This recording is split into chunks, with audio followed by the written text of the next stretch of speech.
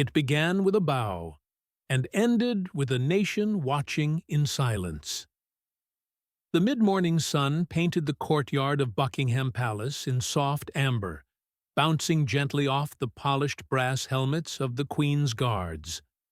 Tourists bustled around the gates, phones high in the air, smiling and posing with the iconic red-clad soldiers who stood as motionless as statues. To most, it was just another photo opportunity. But not to Kaito Nakamura. He was 14, Japanese, and this visit wasn't for entertainment. It was for closure. Kaito stood out, not because of his crisp white shirt and quiet demeanor, but because of what he carried. Tied to his backpack with red string was a small framed photo, encased in glass, with a faded image of a man in uniform, a young Japanese man standing beside a British soldier, his grandfather.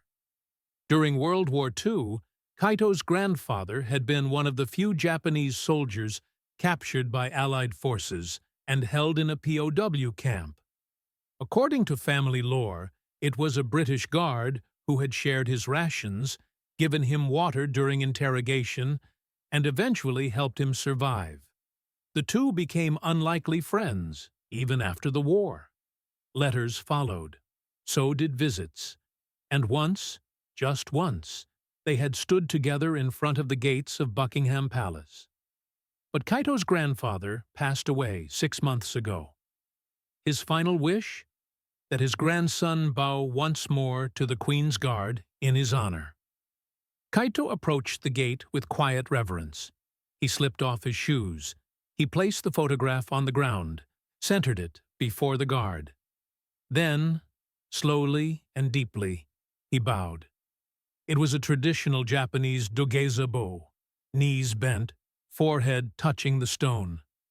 A reverent silence fell around him, but not everyone understood.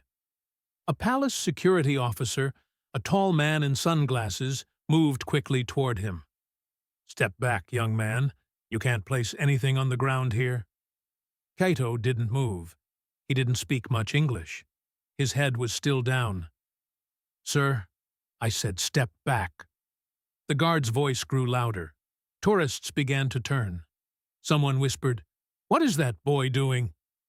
Another murmured, "Is this a protest?" The officer reached down and snatched the photo frame from the ground. Kaito's head lifted in alarm. His eyes widened. He reached out, panic rising. "No! Please!" But the officer had already handed it to a second guard to be inspected. The red string tore. The glass cracked slightly. Kaito's lip trembled. He didn't know how to explain. He just pointed to the photo, then bowed again, then pointed to the Queen's Guard. The nearby tourists started filming, confused. Some laughed. Some grew silent. But then, something changed. One of the Queen's Guards, the one the photo had been placed before, blinked. He did something unheard of. He broke formation. Sergeant Daniel Price, 37, Household Division. 15 years of service. He had never moved out of line in public. Not once. Until now. He took one step forward, turned his body, slowly, formally, and faced the boy. The courtyard fell silent. The security guards froze. Cameras came down. Birds paused in their flight. Daniel reached forward. With perfect precision, he knelt, lifted the cracked frame, looked at the photograph, and his face changed. He recognized the older soldier. "I knew him." The words were whispered, not shouted, but they carried across the still air. Daniel looked at Kaito. "He was one of the kindest men I ever met." Daniel stood again. He turned to the gathering crowd. "This boy's grandfather saved my father's life during a post-war mission in Osaka. My father served in the British intelligence unit. When their transport was ambushed, it was a Japanese ex-soldier who carried him, wounded, across 3 miles of enemy terrain. They stayed friends for life. He turned back to Kaito. And so will we. With slow, deliberate movements, Daniel stepped back into position. He raised his rifle, and then, in an act no tourist had ever witnessed, he brought it sharply to his chest. And saluted. To a boy. To a grandfather. To a moment that honored both nations. Within hours, footage of the bow and salute went viral.